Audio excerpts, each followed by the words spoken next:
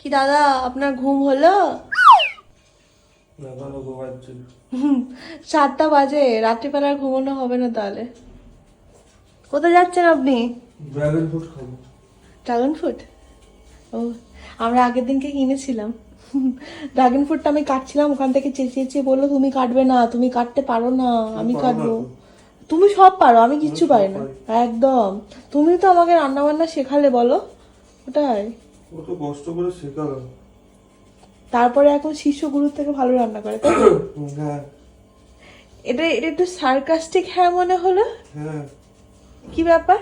হ্যাঁ, আমার সেটা বলেও দিচ্ছে যে সার্কাজম দেখালাম।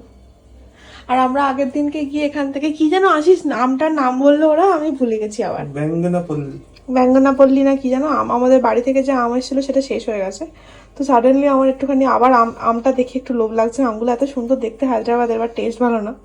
যাই হোক, বাট এই আমটা দেখে আমার মানে ভাল লাগলো বলে নিলাম। কিন্তু যথারীতি একটা বড় আম কালকে কেটেছিলাম, সেটা টক, মিষ্টি নয়। এত সুন্দর দেখতে আমটা, হলুদ রঙের। লোকে দেখে ভাববে যে বোধহয় পাকা, কিন্তু এটা আসলে পাকা নয়।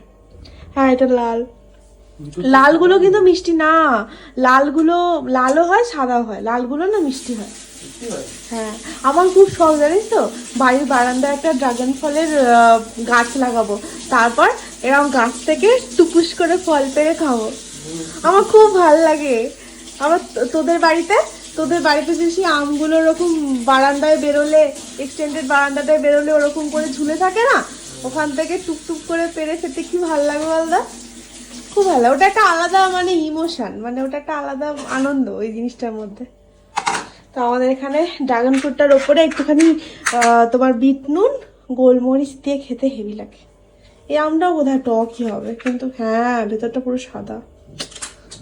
কিচ্ছু হবে না, সব ভালো হবে। আটি খেতে শুরু করে দিয়েছে।